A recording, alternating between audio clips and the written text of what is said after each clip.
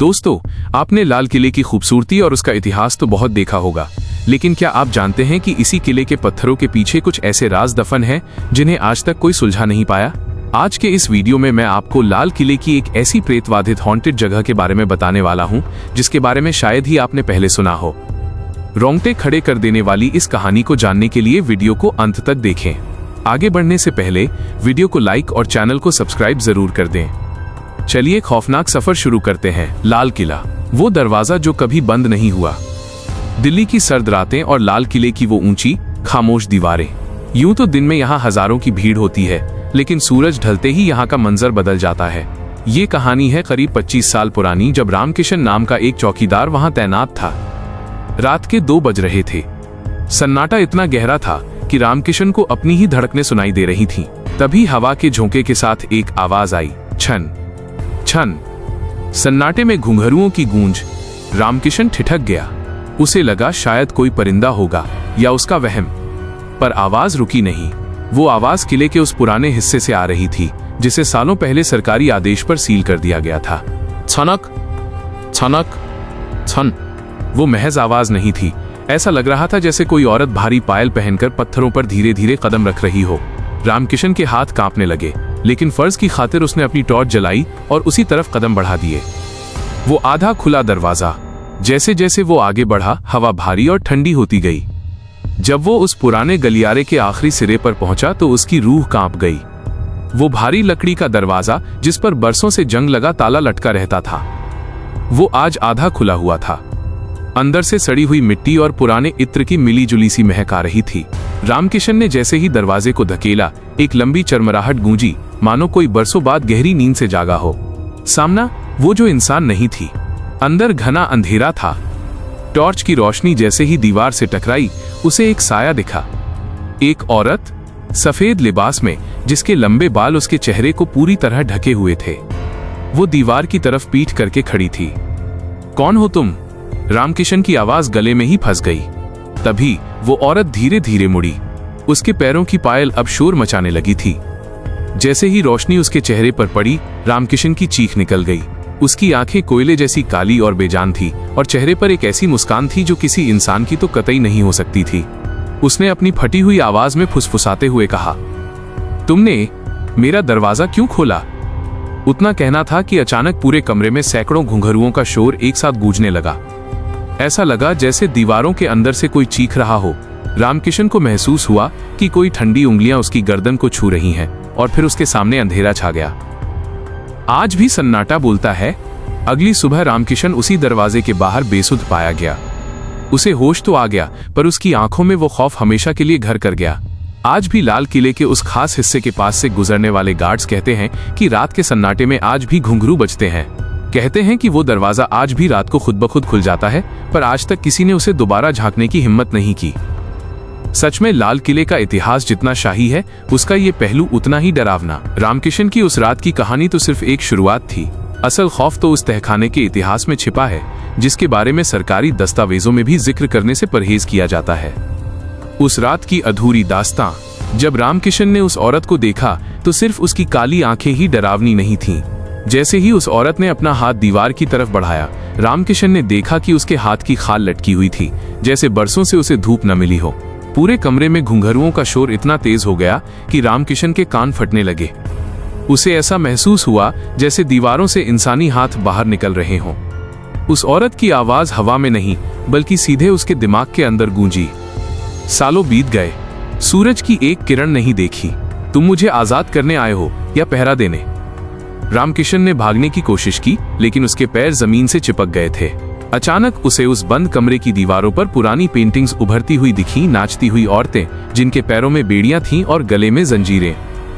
मुगल काल का वो काला पन्ना।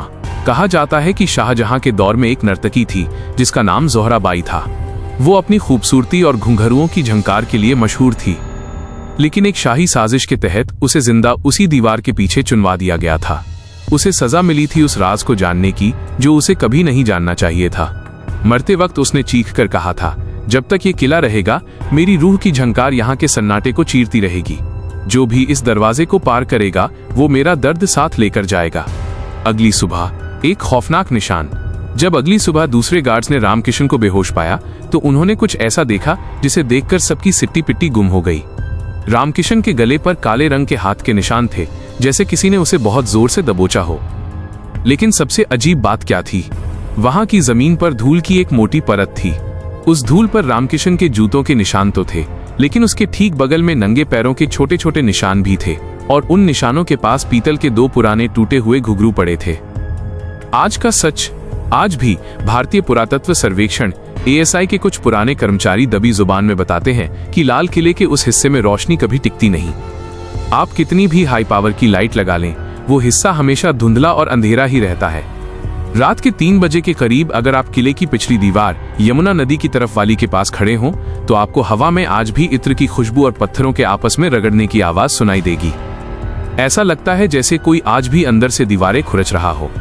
क्या आप जानते हैं, किले के उस हिस्से को अब ईंटों से पूरी तरह बंद कर दिया गया है, लेकिन गार्ड्स बताते हैं कि हर कुछ सालों बाद उन ईंटों में दरारें पड़ जाती हैं, मानो अंदर से कोई बहुत जोर से धक्का दे रहा हो। वो शाही राज जिसे दीवारों में दफन कर दिया गया।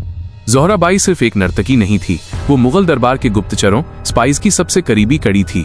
कहा जाता है कि शाहजहां के दौर में किले के नीचे एक गुप्त गलियारा बनाया गया था जो सीधे यमुना नदी के पार एक पुराने खंडहरनुमा मंदिर तक जाता था। उस रात ज़ोहरा ने कुछ ऐसा देख लिया था जो उसे नहीं देखना चाहिए था। उसने देखा कि सल्तनत के ही कुछ खास वजीर एक काले जादूगर के साथ मिलकर जमीन के नीचे एक शैतानी रस्म कर रहे थे ताकि बादशाह की उम्र लंबी की जा सके, लेकिन उसके बदले में हर साल एक मासूम की बलि दी जानी थी। जब ज़ोहरा ने इस खौफनाक सच को उजागर करने की कोशिश की तो उसे पकड़ लिया गया। वजीरों ने उसे जिंदा दीवार में चुनवाने का फैसला किया, लेकिन उससे पहले उसके पैर के तलवों को गर्म सलाखों से दाग दिया गया ताकि वो कभी भाग न सके। मरते वक्त उसके आखिरी शब्द थे, जिस जमीन को तुमने निर्दोषों के खून से सींचा है वो जमीन कभी शांत नहीं रहेगी। मेरे घुंघरू तुम्हारी रातों की नींद छीन लेंगे। रामकिशन के साथ उस रात क्या हुआ? The dark climax. वापस चलते हैं रामकिशन की उस रात पर। जब उसने उस औरत का चेहरा देखा और वो आवाज सुनी तो उसे लगा कि वो बस एक भूत है, लेकिन असली खौफ तो अब शुरू होने वाला था। जैसे ही वो औरत उसकी तरफ बढ़ी, कमरे की दीवारें पिघलने लगीं। रामकिशन ने देखा कि दीवार की ईंटों के बीच से इंसानी हड्डियां झांक रही थीं। अचानक उस औरत ने अपना हाथ रामकिशन के सीने पर रखा। उसका हाथ बर्फ से भी ज्यादा ठंडा था। उसे महसूस हुआ कि उसके शरीर की सारी गर्मी खिंची जा रही है। वो औरत फुसफुसाई, मुझे एक जिस्म चाहिए इस अंधेरे से बाहर निकलने के लिए। रामकिशन चिल्लाना चाहता था, लेकिन उसकी आवाज उसके हलक में ही जम गई। तभी उसे अपने कानों के पास एक भयानक आवाज सुनाई दी। हजारों घुंघरू एक साथ बज उठे, जैसे कोई पागलपन की हद तक नाच रहा हो। कमरे की छत से खून की बूंदें टपकने लगीं। रामकिशन ने आखिरी बार देखा कि वो औरत धीरे धीरे उसके शरीर के अंदर समा रही थी। # अगली सुबह का खौफनाक मंजर। सुबह जब पहरेदारों ने रामकिशन को पाया तो वो मरा नहीं था, लेकिन वो पहले जैसा रामकिशन भी नहीं था। उसकी आंखें पत्थर की तरह स्थिर थीं। जब उसे अस्पताल ले जाया गया तो डॉक्टरों ने एक अजीब बात नोट की। रामकिशन के शरीर का तापमान 30 डिग्री सेल्सियस से भी नीचे गिर गया था, जो कि एक जिंदा इंसान के लिए नामुमकिन था। और सबसे डरावनी बात, उसके पैर के तलवों पर ताजा जलने के निशान थे, बिल्कुल वैसे ही जैसे गर्म सलाखों से दागे गए हों। आज की हकीकत, कहा जाता है कि रामकिशन उस रात के बाद कभी ठीक से बोल नहीं पाया। वो बस पागलों की तरह अपने पैरों को जमीन पर पटकता रहता था, जैसे नाच रहा हो। कुछ साल बाद उसकी मौत हो गई, लेकिन लाल किले के उस हिस्से में आज भी एक नई आवाज जुड़ गई है। अब वहां सिर्फ एक औरत के घुंघरू नहीं सुनाई देते, अब वहां भारी जूतों की आवाज भी आती है, जैसे कोई चौकीदार आज भी उस रूह के साथ वहां गश्त लगा रहा हो। एक चेतावनी, आज भी लाल किले के उस हिस्से खूनी दरवाजे के पास वाले गलियारे में रात के वक्त ड्यूटी करने वाले गार्ड्स को सख्त हिदायत दी जाती है।